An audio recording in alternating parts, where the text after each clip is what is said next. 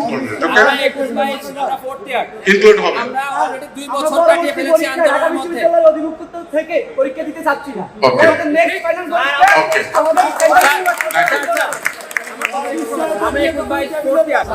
শিক্ষার্থীরা তোমরা তো আমার কথা কি বুঝো নাই বাবা? তোমাদের ব্যাপারে তো গভর্নমেন্ট ইয়ে করছে, ন্যূনতম সময়ের মধ্যে আমরা করবো। তোমরা যদি বলো যে, শোনো বাবা, কথা শোনো, তোমরা যেটা বলেছো আন্দোলন, আন্দোলন শব্দটা রাখলে তোমরা চাচ্ছ তোমাদের ন্যায্য অধিকার, তাই না?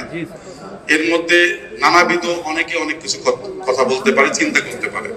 আমি আশা করি যে তোমরা আমাদের ন্যায্য অধিকার আদায়ের বিষয়ে আমরা যারা কথা বলছি বাবা, আমরা যারা গভর্নমেন্টের সাথে কথা বলছি অ্যাজ এ ভাইস চ্যান্সেলর, তোমাদের অভিভাবক হিসেবে, সুতরাং আমাদের প্রতি আস্থা রেখে তোমরা ক্লাসরুমে ফিরে যাবে। এটা হলো তোমাদের প্রতি দাবি নিয়ে আমি বললাম, বলতে পারি দাবি নিয়ে।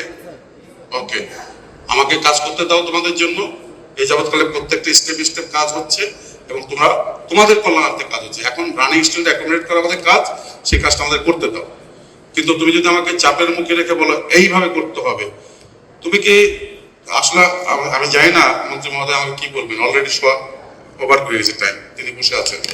আমি শুধু একটা কথা বলি, ঢাকা বিশ্ববিদ্যালয়ে যে কটা ব্যাচ আছে, এই ব্যাচগুলো ফার্স্ট ইয়ারে যে ছেলেটা ভর্তি হয়েছিল এখন সে ফোর্থ ইয়ারে মনে করো, তার 4টা ব্যাচের যে রেকর্ডগুলো প্লাস ওই শিক্ষার্থীর মধ্যে কেউ আছে ফেল করেছে কয়েকটা সাবজেক্টে, এগুলো একটা সুনির্দিষ্ট পরিকল্পনা করে আমাকে আনতে হবে যে এই সময় এই ব্যাচটা, এই সময় এই ব্যাচটা, কিন্তু সবাই ইনক্লুডেড হবে।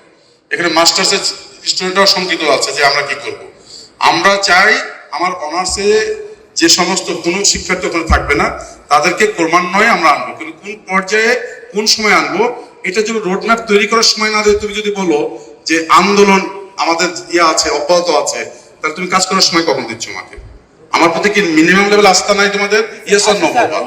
কারণ আমি অলওয়েজ রেডি। আমি যেদিন নাকি আমার শিক্ষার্থীরা বলবে যে স্যার আপনার প্রতি আস্থা নাই, আমি এরকম জায়গায় দাঁড়িয়ে থেকে রিজাইন করে চলে যাবো, মাইন্ডেড। কারণ ঢাকা সেন্ট্রাল ইউনিভার্সিটি ভিসি হিসাবে এখানে এমন কিছু নাই যে আমাকে এটা মায়া আঁকড়ায় ধরে থাকতে হবে। যেদিন আমার শিক্ষার্থী একদিন আমাকে আঙুল তুলে বলবে যে আপনি এইভাবে কাজ করছেন আমাদের পরে, আমাদের ডিসকভারে এই কাজ করেছেন, একটা তখন প্রমাণ দেখাবা, তখন আমরা করবো। আমি কথা দিলাম আমরা মন্ত্রী মহোদয়ের সাথে এখন যাব, কথা বলবো, একটা রোড ম্যাপ তৈরি করব, তারপরে আইনগত কোনো ব্যর্থ আছে কিনা এটা দেখবো। কিন্তু এটা এর মানে এই না যে তোমাদের লম্বা সময়ের জন্য রাখবে, নট লাইক দ্যাট। ন্যূনতম সময়ের মধ্যে আমরা আনবো তোমাদেরকে। সুতরাং একাডেমিক ট্রান্সফার ন্যূনতম সময়ের মধ্যে করবো। যে কথাটা বলতে উঠলাম আমি, কারণ প্রিন্সিপাল মহোদয় বলছিলেন ঢাকা কলেজের প্রিন্সিপাল তোমাদেরকে আর তোমরা আর্গু করছে না বাবা, অভিভাবকের প্রতি কোনো সময় একটু আস্থা রাখতে হয়। এটাই তো বললাম তোমাকে। No problem. Everything will be included. Okay? Include হবে। আমরা অলরেডি 2 বছর কাটিয়ে ফেলেছি আন্দোলনের মধ্যে অধিভুক্ত থেকে পরীক্ষা দিতে চাচ্ছি না। Okay. আমাদের নেক্সট ফাইনাল পরীক্ষা Okay. আমাদের আন্দোলন যখন আমরা শুরু করি, আমরা তখন সেকেন্ড ইয়ারের ছাত্র। অলরেডি আমাদেরকে 2 বছর ঝোলায় রাখা হয়েছে সেন্ট্রাল ইউনিভার্সিটির নামে মূলা দিয়ে।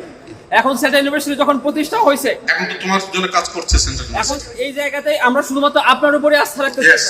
এখন আমাকে কাজ করতে হবে। এই আস্থার জায়গায় স্যার আপনি আমাদেরকে একটি নির্দিষ্ট সময় বলে দেন, যে আমি সময় আসি, আলোচনা করে যেভাবে বলছো আলোচনা করি, আমি আলোচনা করার সুযোগটা দাও। তোমাদের সাথে মতটা নিয়ে গেলাম তো, আমি আলোচনা করে এসে তোমাদেরকে অবশ্যই আমরা রোড ম্যাপটা দিয়ে দেবো। আমরা রোড ম্যাপ দিব, মাইন্ডেড। রোড ম্যাপ মানে হচ্ছে একটা তারিখ থাকবে, কখন কি করবে। এখানে অন্যান্য কলেজের যারা আছে শিক্ষার্থী, আমরা প্রতিটা কলেজের শিক্ষার্থীদের সাথে মত বিনিময় করব, তারা যেন ডিসার্টেড না হয় যে কেন ঢাকা কলেজে গেলেন। এখন আমরা প্রত্যেকটা কলেজে যাব, অতএব যারা আসছে প্রতিনিধি হিসাবে তারা বলবে, আমরা সবার সাথে আলোচনা করবো।